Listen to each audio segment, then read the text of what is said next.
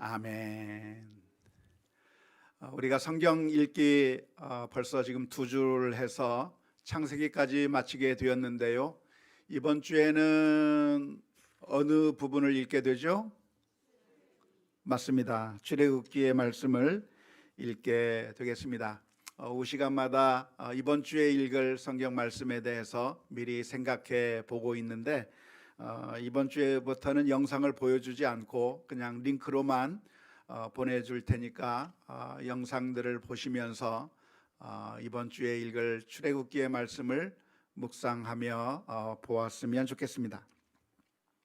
오늘 이 시간에 출애굽기의 말씀을 우리가 읽으면서 어떠한 그림을 보아야 할 것인가 라고 하는 주제로 잠시 생각해 보려고 하는데요. 우리가 잘 아는 것처럼 창세기를 마지막을 보면 야곱의 가정이 가나안 땅에서 위기를 만난 것을 살펴본 적이 있습니다. 전 세계적인 7년 대기근이 있음으로 말미암아 야곱의 가정은 살아가기가 힘들게 되었죠. 기근 가운데 누가 살아남을 수 있을까요? 양식이 없다면 어떻게 생명을 부지하며 살 수 있겠습니까? 기근 가운데서 이제 야곱의 가정은 몰살당할 그런 위기 가운데 놓여지게 되었습니다. 그래서 먹을 것이 없다고 한다면 이제 야곱의 가정은 죽음을 당할 수밖에 없을 텐데, 그렇다고 한다면 하나님께서 아브라함에게 해주셨던 약속, 그리고 이삭에게 또 다시 갱신하면서 들려주셨던 그 약속, 그리고 또 다시 야곱에게 들려주셨던 그 약속은 그냥 수포로 돌아가 버릴 수밖에 없는 위기 가운데 있을 때에 놀랍게도 하나님께서는 그 야곱의 가정이 무너지는 것을 방치해 두신 것이 아니라 하나님께서는 한 사람 구원자를 일으켜 세워 주셔서 야곱의 가정을 구원해 주셨습니다. 그게 누구죠? 요셉입니다. 요셉은 억울하게 팔려갔고 억울하게 감옥에 들어갔습니다. 그러나 그 일을 통해서 하나님께서는 요셉을 모든 사람들을 구원해내는 구원자로 삼아 주신 것이죠. 이런 요셉이 있었기 때문에 애굽 사람들이 살 수 있었고, 뿐만 아니라 야곱의 가정도 살아갈 수가 있었습니다. 그 고통 가운데서 살 수 있는 놀라운 은총을 얻게 된 것이죠. 오늘날 우리들의 삶도 역시 마찬가지입니다. 우리가 살아가는 동안에 여러 가지 문제들을 만납니다. 우리가 해결하지 못하는 위기들을 만납니다. 우리들의 삶 가운데서 고통들이 있습니다. 이런 고통들 가운데서 우리를 위해 건져줄 요셉과 같은 그런 구원자는 어떻게 우리에게 다가올 수 있는 것일까요? 성경은 예수님께서 우리를 위하여 오셨다고 기록하고 있습니다. 요셉이 억울하게 감옥에 갇혔던 것처럼 예수님께서는 아무런 죄가 없음에도 불구하고 십자가에 못 박히셨고, 그것을 통해서 우리를 사탄의 지배 가운데서, 그리고 그 사탄의 통치로부터 우리를 구원해 주신 그 구원의 이야기를 예수님께서 이루어 주신 것입니다. 그래서 이 요셉의 이야기는 바로 예수님의 이야기를 기대하게 만든 것이고, 예수님께서는 그 옛날 요셉이 이루었던 것 이상으로 온 세상 사람들을 구원해 주시는 놀라운 은혜를 베풀어 주셨습니다. 이제 야곱의 가족이 애굽 땅으로 가서 살게 되었습니다. 어디서 살게 됐습니까? 고센 땅이라고 하는 곳에서 살게 되었습니다. 저 가나안 땅은 먹을 것이 없는데 고센 땅에는 먹을 것이 있으니까 너무나도 좋은 것이었습니다. 그곳에서는 마음껏 목축을 하면서 잘 지낼 수 있었습니다. 하지만 그 고센 땅이 천국과 같은 곳이었는가? 그렇지 못한 것이죠. 고센 땅이 약속의 땅일 수 있었는가? 그럴 수 없었던 겁니다. 그러한 사실이 금세 드러나게 되었습니다. 새로 등장한 왕이 바로 왕이 있었는데요. 그 바로 왕은 이스라엘 민족을 압제하기 시작했습니다. 이스라엘 민족들을 고통 가운데 집어넣기 시작했습니다. 더군다나 이스라엘 민족 가운데 아이들이 태어나면 나일강 속에 던져 죽여버리라고 하는 그런 끔찍한 명령까지 있게 되었습니다. 그 가운데서 이스라엘 민족의 운명은 이제 풍전등화와 같은 상황 가운데 있습니다. 아무런 힘도 없는 아기들을 어떻게 살려낼 수 있습니까? 바로왕의 지엄한 명령 가운데 이 아이들이 죽임을 당할 수밖에 없을 때 놀랍게도 그 아이들을 살려낸 사람들이 있었습니다. 그 사람은 바로 히브리 산파들이었습니다. 산파들은 바로왕 앞에 자신들이 죽임을 당할 수 있을 거라고 하는 그 위험에도 불구하고 아이들을 건져내는 그 일을 통해서 아이들이 살아나는 그런 일을 경험하게 되었고요. 뿐만 아니라 요게벳의 가정 가운데 태어난 모세라고 하는 이 아이도 죽을 수밖에 없었지만, 그러나 어머니 요게벳과 그리고 누이 미리암이 모세를 보호함으로 말미암아 건져주시고 살아나게 되는 그런 놀라운 역사를 경험하게 된 것이죠. 이스라엘 민족은 저 애굽 땅에서 지옥과 같은 삶을 살고 있을 때 이제는 하나님께서 모세를 사용하셔서 이스라엘 민족을 건져 주셨습니다. 하나님께서는 이스라엘 민족을 건져 주실 때 10가지 재앙을 애굽 땅에 내려 주셨는데, 그 10가지 재앙을 내린 이유가 무엇이겠습니까? 한번 맛 좀 봐라 해가지고 재앙을 딱 내린 다음에 말을 안 들으니까 말을 안 들어? 한번 당해봐라 하고 또 다시 재앙을 내리고 또 다시 재앙을 내린 것이 아니라, 사실은 하나님께서 애굽 사람들이 섬기고 있는 그들의 신이 순 가짜 신이며 아무런 힘도 없는 정말 보잘것없는 신이라고 하는 가짜 신이요 우상이라고 하는 사실을 보여주신 것이죠. 10가지 재앙은 그냥 재앙이 아니라 당시 애굽 사람들이 신으로 섬기고 있던 그 신들에 대한 심판이었습니다. 그들이 섬기고 있던 가축의 신들, 파리의 신들, 나일강의 신들, 여러 신들에 대해서 하나님께서 심판하시면서 이 땅에 하나님만이 참된 하나님이라고 하는 사실을 보여주며 이스라엘 민족을 구원해 주신 것이죠. 그래서 이스라엘 민족의 영웅이 누군가? 모세라고 하는 선지자였습니다. 하지만 우리가 계속해서 이 성경을 읽어 나가다 보면 나중에 신명기를 가서 알 수가 있겠지만 이 모세는 결국 죽음을 맞이하게 됩니다.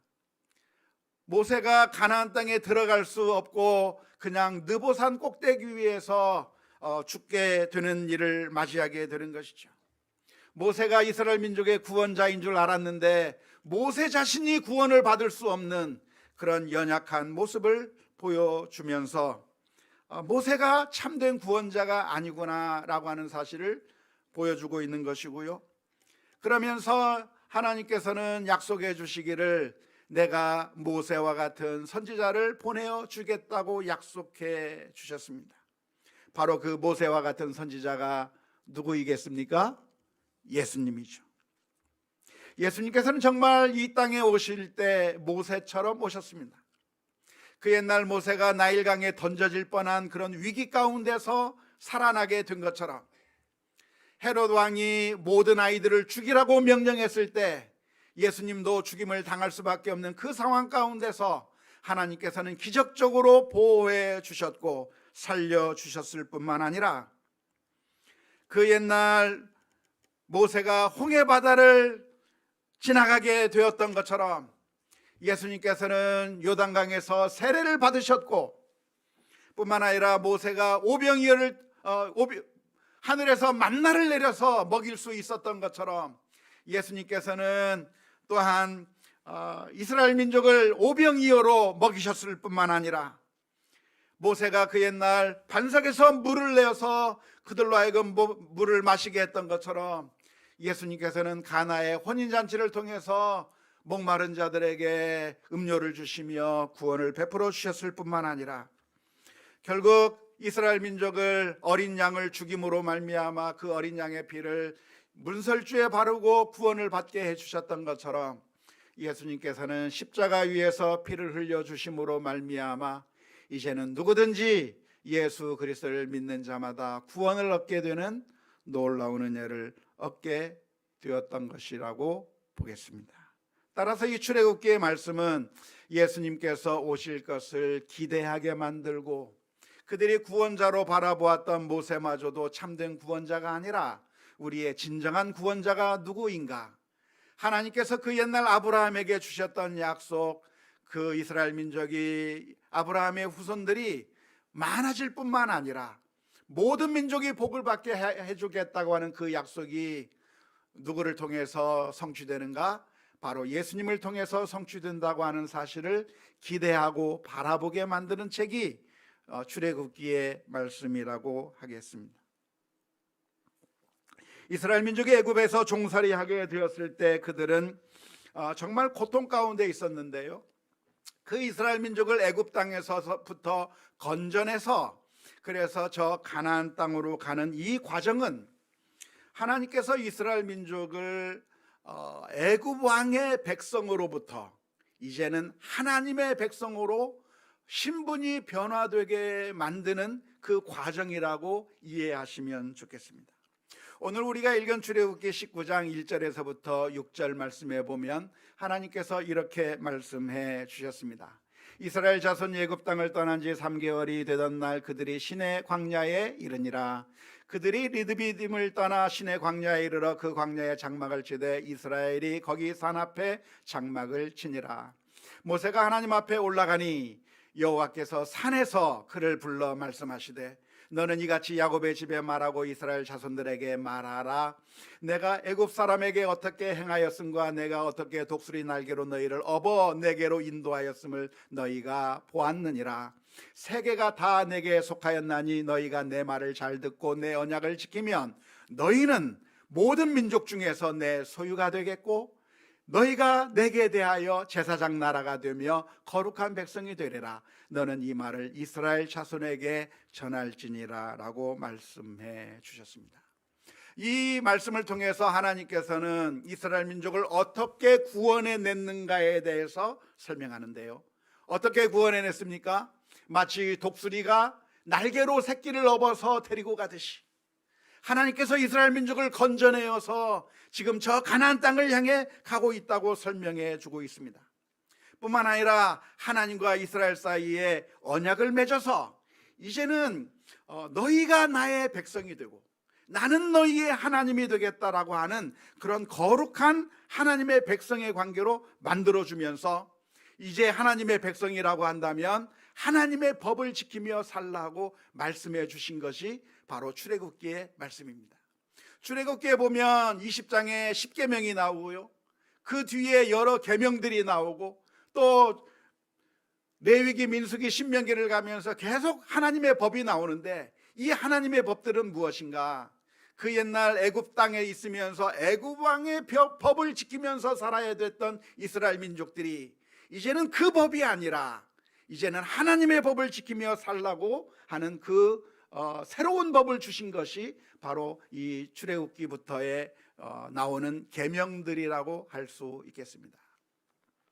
그래서 하나님과 이스라엘 민족의 대표인 모세가 서로 조약을 맺는 장면이 출애굽기 19장 이후부터 등장하게 되는데요, 고대 세계에서 강대국과 약소국이 조약을 맺는 과정을 그림으로 보면 이런 그림으로 볼 수가 있겠습니다. 약소국이 있는데 그 약소국은 강대국 A의 지배를 받으면서 살아옵니다. 그 강대국 A에게 조공을 바치면서 고통스럽게 살아가고 있는 것이죠. 그때 너무나도 힘들어서 이 약소국은 또 다른 강대국인 B라고 하는 강대국에다 구조 요청을 하게 됩니다. 그러면 그 강대국 B가 전쟁으로 이 강대국 A를 물리치고 약소국을 구해내게 되는 것이죠. 그렇다고 한다면 이제는 약소국이 이제는 강대국 A의 종이 아니라 강대국 B의 종이 되어서 옛날보다는 훨씬 더 나은 조건의 복종관계로 들어가게 되는 것이 그 옛날 강대국과 약소국의 관계라고 할 수 있겠는데요. 이렇게 새로운 관계 속으로 들어가게 될 때 강대국 B와 약소국 사이에 언약을 맺으면서 이제 우리는 강대국 B만 섬기겠습니다.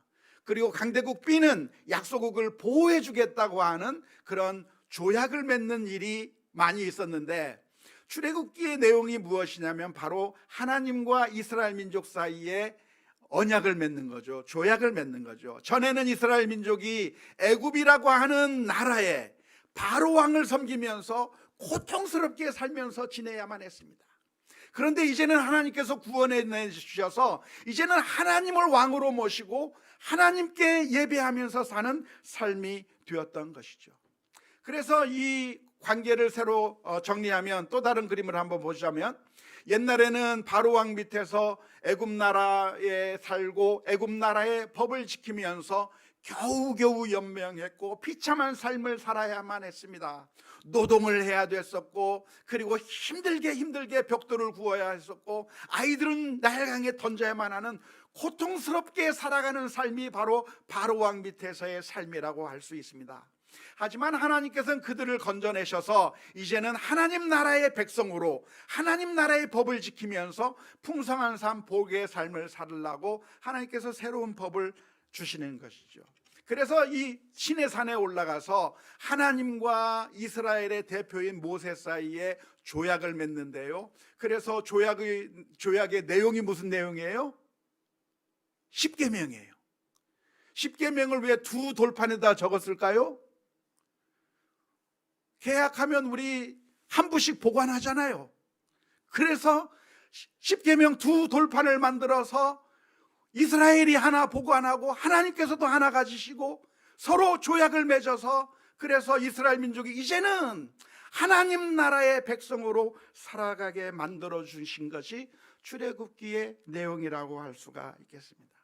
옛날에는 애굽 왕의 강압적인 통치라고 한다면 이제는 하나님의 은혜로운 통치 속으로 들어가게 되는 것이고, 예전에는 겨우 연명하며 사는 삶이었다고 한다면 이제는 하나님 안에 들어가게 될 때 행복한 삶, 기쁨의 삶으로 살게 되는 풍성한 하나님의 은혜의 자리로 들어가게 되는 것이 바로 시내산에서 맺은 하나님과 이스라엘 민족 간의 언약이라고 할 수가 있겠습니다.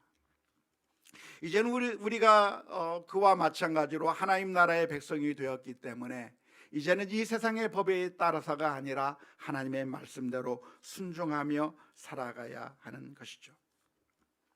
뿐만 아니라 이스라엘 민족들이 애굽 땅에서 살아가는 가운데 하나님께서는 성막을 만들어서 그 성막을 이스라엘 진영의 가운데 두라고 말씀하십니다. 이러한 모습은 하나님께서 이스라엘 민족과 함께 하시겠다고 하는 약속이죠. 하나님께서 이스라엘 민족을 버리지 않고 이스라엘 민족이 가는 곳마다 함께 해주시겠다고 하는 그 약속을 해주셔서 하나님이 진짜 우리의 하나님이라고 하는 사실을 보여준 것이 이 출애굽기의 말씀이라고 할 수가 있겠습니다. 이것만 들으면 너무나도 좋아요. 그런데 안타깝게도 이스라엘 민족들은 하나님의 말씀에 순종한 것이 아니라 하나님을 배반하는 길로 또 가게 된 거죠. 하나님께 예배하기보다는 금송아지를 만들어 놓고 그 앞에서 절하고 하나님을 배신했을 뿐만 아니라 또 하나님을 의지하면서 이 광야 생활을 한 것이 아니라 조금만 힘들면 하나님 함께 원망하고 모세를 원망하고 조금만 어려우면 불평하고 원망하면서 우리가 차라리 애굽으로 돌아가겠다, 차라리 애굽 왕을 섬기면서 살겠다라고 그렇게 하나님을 반역하며 사는 이스라엘 민족의 모습을 보여주고 있기 때문에, 그래서 이스라엘 민족들은 또 실패하고 만 것입니다. 그러한 이스라엘 민족이 계속해서 실패하고 있는데 그런 우리들에게 소망이 있을까요? 우리도 역시 마찬가지로 이스라엘 민족처럼 늘 실패하고 넘어지는 가운데 있습니다. 그런데 놀라운 신약의 은혜가 있는데요, 우리 주님께서 우리 가운데 오셨어요. 그 옛날 하나님께서 이스라엘 진영 가운데 장막을 치고 함께 하시겠다고 했던 것처럼 예수님께서는 친히 이 땅에 내려오셔서 우리들과 함께 장막을 치고 육신을 입으셔서 우리들과 함께 거하시겠다고 말씀해 주셨고, 뿐만 아니라 그 옛날 이스라엘 민족이 번제를 통해서 희생 제사를 통해서 하나님 앞에 나아가려고 했지만 그것을 통해서 실패해버리고 말았던 그 실패를 이제는 예수님께서 영원한 번제를 드리심으로 말미암아 하나님과 우리 사이의 관계를 끊어지지 않는 관계로, 구원의 관계로 인도해 주시는 놀라운 은혜를 베풀어 주셨습니다.